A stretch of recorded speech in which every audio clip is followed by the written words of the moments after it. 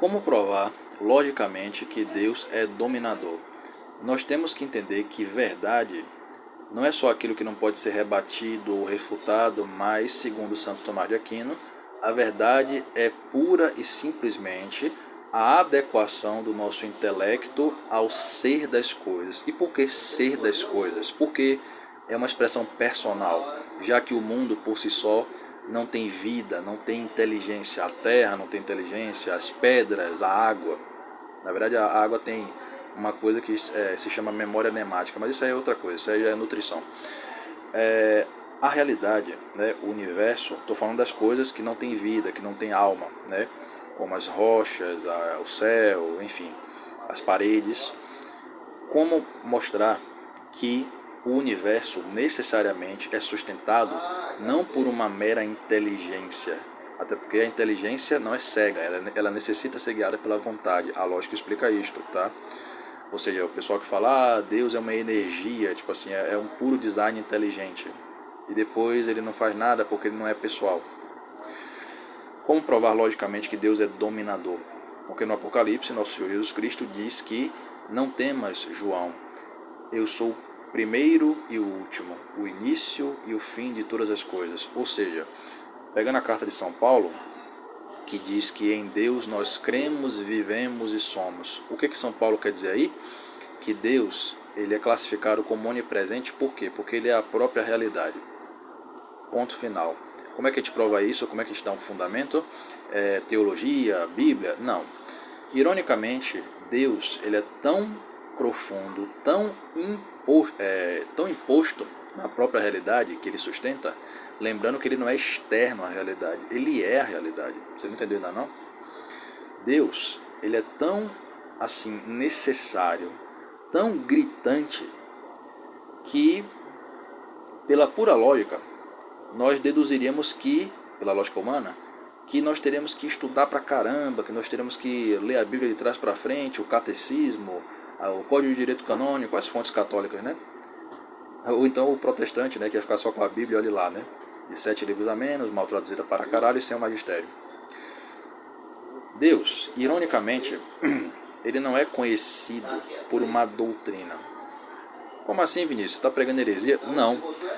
Os católicos primitivos, lá na época da patrística, na época da tradição oral, eles não precisaram de argumento cosmológico, argumento moral, argumento ontológico, não. Eles simplesmente se abriram ao amor divino e viram o que acontecia.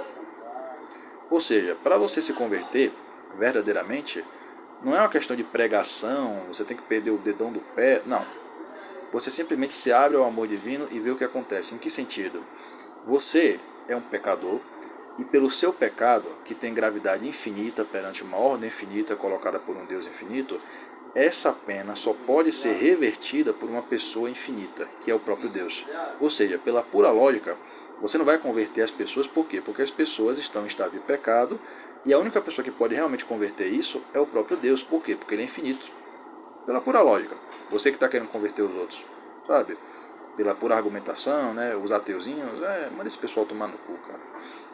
Então, continuando, dada toda essa explicação, continuando, eu insisto que a realidade, ela não é sustentada pela mera inteligência, pelo mero conhecimento. Isso é coisa de gnóstico, pô. Isso é coisa pro cara da Vinilândia. Deus, ele é um ser pessoal, ele é um espírito feito de inteligência e vontade. Ele não só sustenta a questão material, mas também atemporal. Por quê? Porque a eternidade, ela não é governada por fatores assim de passado, presente e futuro. Não, ela é a eternidade. Mas no nosso tempo, no nosso mundo, no nosso plano, né, o plano em que nós estamos submetidos, antes de irmos para a eternidade, seja para o céu, seja para o inferno, nós percebamos que Deus, quando ele fala que ele é o princípio e o fim de todas as coisas, nós também podemos aplicar isto ao tempo nosso. Por quê? Porque, vamos pegar alguns santos da Igreja Católica. Santa Faustina Kowalska foi uma grande santa, apóstola da Divina Misericórdia, e ela faleceu com a mesma idade que Jesus, 33 anos. Ela foi uma santa polonesa, ela combateu de frente o comunismo, ainda que só com orações, jejuns, penitências. Ah, Vinícius, isso é combater? Claro. Sabe por quê? Porque a alma também é feita de inteligência, vontade e sensibilidade. No caso dos humanos que têm corpo, sensibilidade. Por quê? Porque a realidade espiritual é tão real quanto a realidade material. Por quê? Porque qualquer coisa que você vê, faça ou omita na realidade material tem início na realidade sobrenatural. Por quê? Porque para você julgar positivamente ou negativamente qualquer coisa e qualquer um, você precisa de inteligência, vontade, você precisa do tempo, que também não é material, não tem átomo, não tem massa, não tem altura, largura, comprimento, cor, diâmetro, não tem nada disso. Entendeu? Então, só nessa questão aí da lógica, de dizer que tudo tem início no mundo imaterial para a matéria, você já pega o ateu, você pega qualquer palhaço que queira debater teologia na base da ciência, né? Porra, a ciência só explica a matéria e os caras querem, você tem que provar Deus cientificamente. É palhaçada, porra. Continuando, Santa Faustina, ela faleceu com 33 anos. O que é que isso tem a ver, Vinícius? Tudo. Quantas pessoas vieram antes de Santa Faustina? Por que Santa Faustina nasceu logo na Polônia, que foi o lugar onde o comunismo arrasou? Comunismo genocida, né? Stalin, que se aliou a Hitler no Pacto Ribbentrop-Molotov em 1939, né? Que teve Mao Tse Tung lá na China, que teve o Karl Marx lá na Alemanha, aquela porra toda, né? Ela poderia ter nascido em qualquer lugar, mas nasceu na Polônia. Nasceu justamente no lugar onde ela viveu, cresceu e morreu, sendo uma grande santa. Vamos pegar Santa Inês. Santa Inês é conhecida como a santa da pureza, a santa da inocência. E inocência não é você ser idiota, você ser manipulável, não. É quando você simplesmente não tem maldade, você não vê maldade em qualquer coisa, em qualquer um. Inês significa pura. Tipo, o nome da mulher já define o que ela é. Isto é uma coisa da providência divina. Nossa Senhora, vamos pegar logo um exemplo mais radical, né? Nossa Senhora, ela foi predestinada desde o Gênesis. E quando eu falo predestinação, eu não sou calvinista, tá? Seu porra, seu Pedro Gaião, criminoso. Eu estou falando que a mulher tinha uma personalidade tão completa, tão importante na história da criação e da redenção, que ela foi predestinada, assim como o anticristo, que é tão ruim, que é tão safado, canalha, manipulador, soberbo, que também está predestinado. Por quê? Porque Deus, ele estando acima do tempo, ele define, não assim as ações, mas ele define a questão de como as almas funcionam do ponto de vista ontológico. Por quê? Porque alguém vai perguntar, né? Mas Vinícius, se Deus é dominador das almas, como é que ele não viola o livre-arbítrio? Muito simples. Primeiro, tudo o que acontece no mundo é nada. Não é à toa que a pessoa que tem pecado mortal, ela não tem mérito diante de Deus. A pessoa antes do batismo, até você que é crente, se você não se batizou na igreja católica, você não tem mérito diante de Deus. Ponto final. Por quê? Porque você tem pecado mortal, você odeia Deus. Na prática, você está em estado de inimizade com Deus. E se você for um ateu militante, um comunista, uma feminista canalha, animal no cio, aí que o negócio desanda mesmo. Então, o que acontece antes do seu batismo, o que acontece enquanto você é mundano, ímpio, simplesmente não interessa. Vinícius, isso significa que não tem consequência? Não disse isso. Estou dizendo que quando você não é batizado, quando você está em pecado, as suas ações não têm relevância assim. Claro que você pode ir para o inferno, claro, mas eu estou falando que quando a sua vida só começa depois do batismo. O que isso significa? Que o cara pode viver 30, 40 anos no pecado. Se ele se converte, é aí que o negócio começa. Mas a maioria das pessoas não se converte, então como é que fica? Aí vem a segunda parte. Deus, ele é dominador logicamente, por quê? Porque além das coisas do mundo não terem poder nenhum sobre ele, a segunda coisa é que... Peraí. Vou pegar aqui o raciocínio, porque eu estou começando a pensar nisso agora, tá?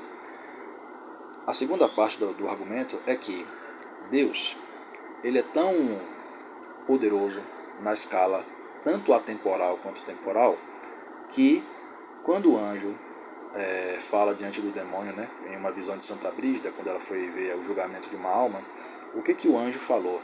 A primeira coluna que eu vou colocar no meu caderno para poder defender esta alma é o batismo. Então eu já provei, logicamente, que pelas ações dos humanos não terem valor, né, não terem amor, não terem validade e movimento no espaço-tempo, elas não valem.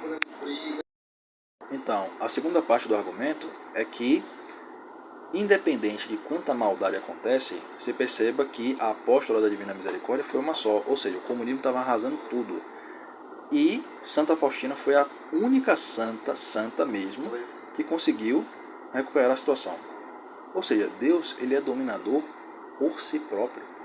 Como ele conhece as almas, ele conhece todo o tempo, toda a materialidade, ele simplesmente é capaz de contornar qualquer situação. Ah, mas o pessoal está deixando a igreja, os comunistas estão aí dominando tudo. Cara, eu já acabei de falar. O que acontece no mundo, na escala temporal, não tem relevância nenhuma. Não é à toa que Jesus Cristo fala o quê? Eu vou voltar logo. Ah, Vinícius, mas já faz 2000 anos. Meu filho, vou repetir quantas vezes.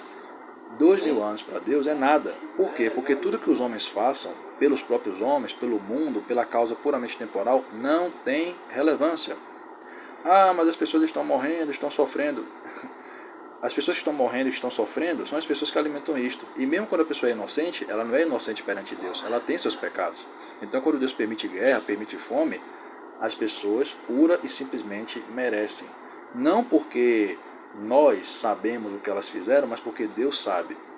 Isto vale para os ateus militantes que culpam Deus por tudo. Esses porra não fazem nada pela humanidade e têm inveja porque os cristãos têm as maiores ONGs de caridade do mundo. Ó. Então, cara, assim, eu vou dar uma olhada em como ficou este vídeo. Eu tive até que dar uma pausa aqui, né, para poder pegar o segundo argumento na minha cabeça, vasculhar. E se esse vídeo ficou muito confuso, eu vou ter que dar uma regravada. E vou ter que também ignorar as vozes externas, né? Enfim, louvado seja nosso Senhor Jesus Cristo, para sempre seja louvado, e sua mãe Maria Santíssima, que necessariamente pisará na cabeça da serpente. A conclusão de tudo isso que eu estou falando, assim como a premissa, é que Deus, ele é logicamente dominador. Por quê?